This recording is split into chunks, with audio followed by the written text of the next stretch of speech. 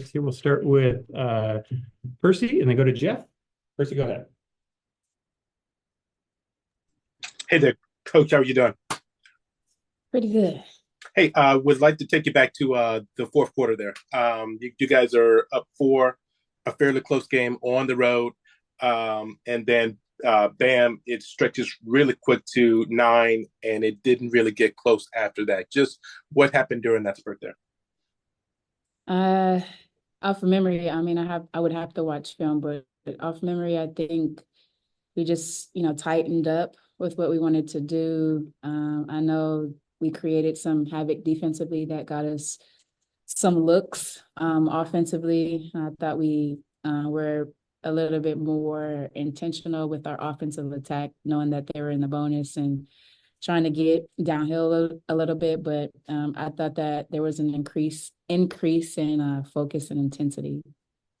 And like that's that stretch there. It was really kind of run, or like the big plays were like by your bench, and like you, I think it was the other night or the other day that you talked about, that role of being a bench player, being in that role, and just having to, sort of have the importance of being ready each day.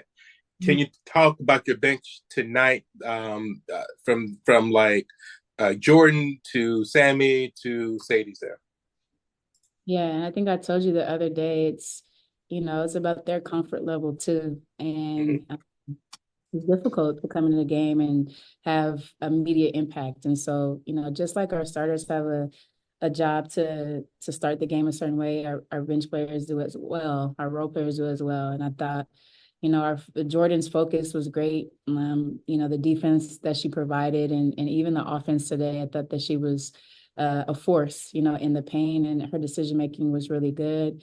Sammy, and once Sammy sees a couple go in, she's so deadly. But it's about, we talk about her offense kind of moving in and finding her, and then and she's more than she's a sniper, and she's more than capable of giving us some points and some energy. And then Sadie's, and I thought she was a force.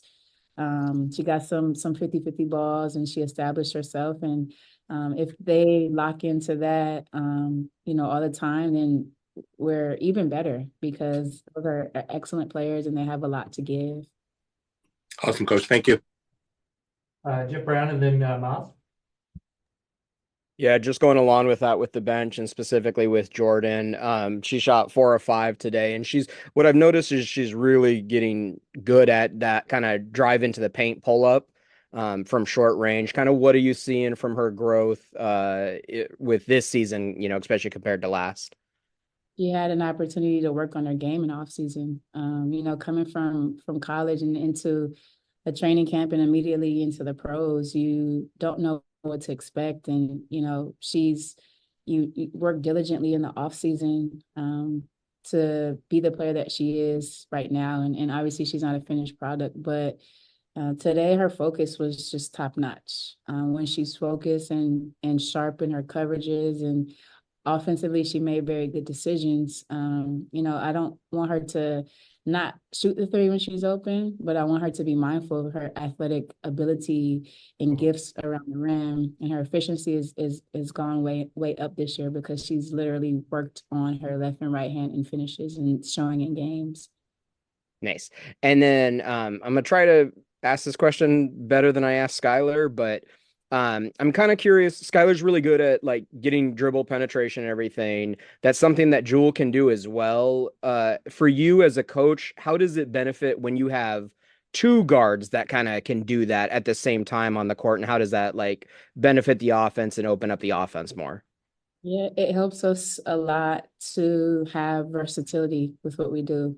Paint points was something that was our Achilles heel, or I'll say a deficiency last year. And so when you have multiple people, not just those two, but you talk about what NECA can do in the paint, what Ezzy is doing in the paint, and you just talked about Jordan. When those players can get to the paint and make good decisions, whether it's themselves, whether it's finding teammates, it helps our offense have some variety. We're not going to just live by jump shots and threes. We have to be aggressive in the paint into the rim. And it makes us difficult to defend when we have multiple players who can do that. Thank you, Coach. Masvidal and Christian. Yep. I would say every team's an extension of their coach, but just the luxury you have of someone like Skylar. And if we look back at the tee, you get that tee, obviously you're sending a message. She gets the team together. She pretty much, it looked like she was translating what you wanted out there. The luxury of that connection, what does that do to your team? Elevates us in a major way.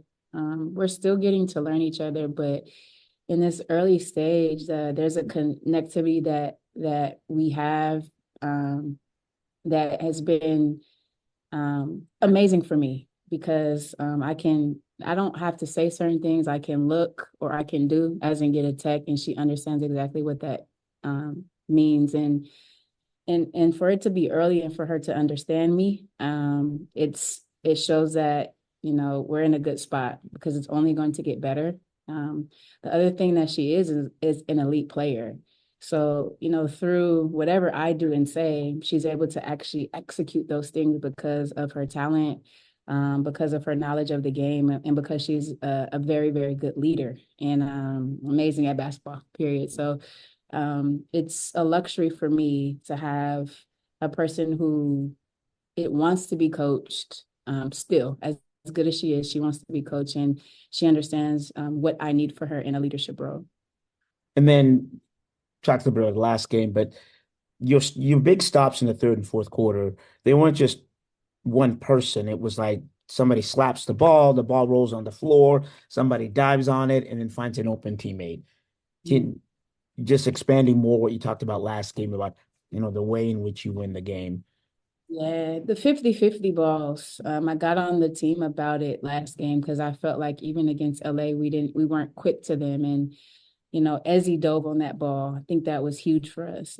Jordan came up with it. You get a 3 from Sammy. These are things that other teams were doing to us to create momentum for them. And I felt like today we grew up in that area, and we were able to secure those 50-50 balls and then have that be a momentum shift for us. I thought that we were diligent in those areas more than we had been in previous games. And I talk about like the reps that we get in games that we can't get in practice.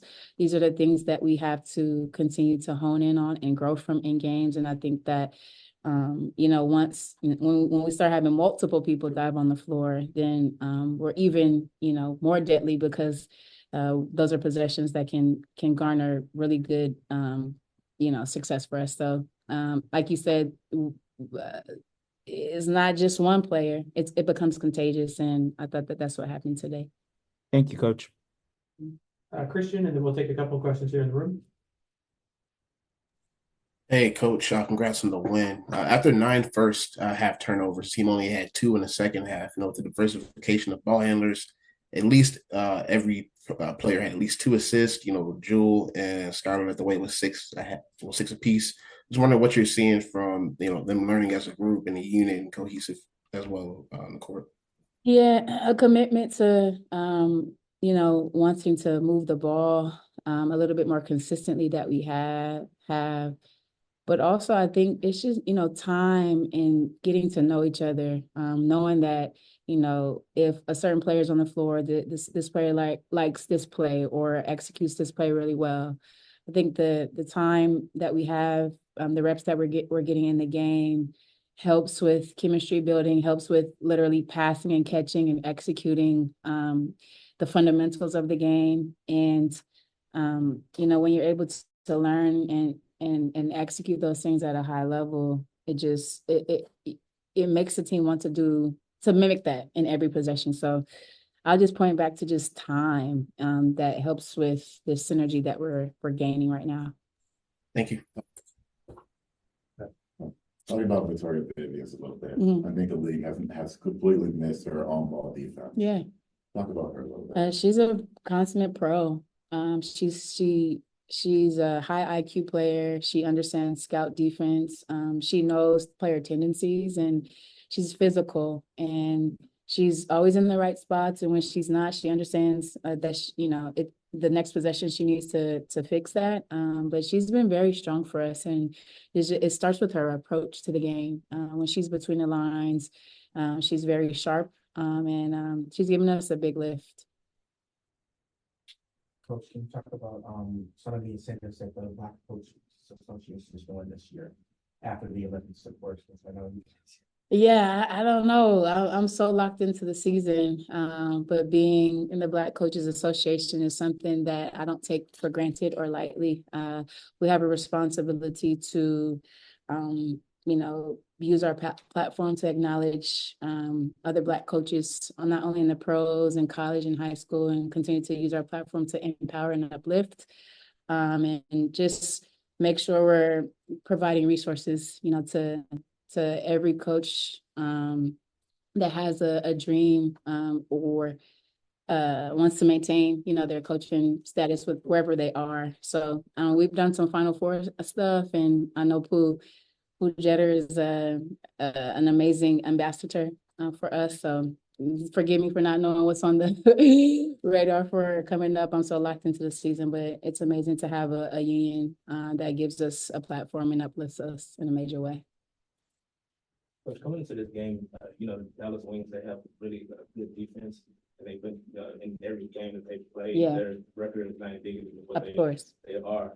Coming into the game, knowing that they just came off a really hard matchup against Phoenix in the double overtime. Yeah. What was the game plan coming into this game? And also, could you talk about how well the team executed that game? Yeah, I mean, and also the injuries. You have to talk about a lot of major players being out. I think that Dallas is playing really hard. Seagrass is showing up in a major way for them, and obviously Enrique and doing what Enrique does, scoring at a high level. Their intensity level, how hard they play. I'll give Mo Billings a nod too, because she gives so much effort.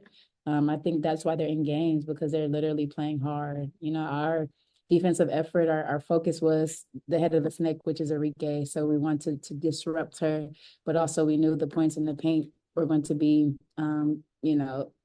important to take away, or at least contest and contain, because McCowan is a tough matchup. And so the disruption and, making sure we are locked into our scout was what we focused on. And then offensively trying to play in transition a little bit, but, attack, some mismatches that we felt we could. So overall, just happy with, our scout and walking away out of Dallas with a win, because that's a tough team. Mm-hmm. Two more on Zoom. Belinda, go ahead, and then we'll wrap up with Jennifer. Hey, Coach. Ezzie McGregor is now tied with Lisa Leslie for 9 straight games with 3+ blocks. Just kind of wondering what your thoughts are on that, and of course, just what you're thinking her trajectory looks like for the rest of the season. The stat sheet says she has 2. So if you have different stats, let us know. Oh, okay. Good to know. Thank you. Lisa Leslie had an opportunity to play with her her final season. She is a legend. One of the founding, founders of this league, and a giant in this league in a major way. And so for Ezzie to be mentioned in the same breath as her, it's amazing, because that is one of the best players to ever play the game of basketball. Ezzie is playing at a high level. Her defensive intensity and instincts matter for us, and the way in which she goes and gets balls, the way in which she's rebounding and being really efficient on the offensive end is helped us in a major way. She's making major strides, and she's going to continue to grow. The trajectory for her, the sky's the limit for her, as long as she stays in this pocket of working hard and really focus on the details of the game. Hi, Jennifer Porty from Let's Talk Women in Basketball. Looking ahead, what areas do you think the team need to focus on and improve for future games? I think we need to finish quarters better. We've kind of sometimes got lax at end of quarters, and, teams make mini runs on us, or, we don't have proper shots on goal, or we don't execute whatever it is at the time. So that's one thing we'll continue to hone in on. The other thing I'll point to, we actually shot pretty well at the free throw line today. It's the free throws. We're going to get them. We got to be a little bit more efficient when we're knocking them down. And then the turnovers, which again, we did a great job today of taking care of the ball. So I will point to those three things that we continue to focus on. And when we're sharp in that area, I think we play at a high level. All right. Thank Coach. you. Everybody in Phoenix.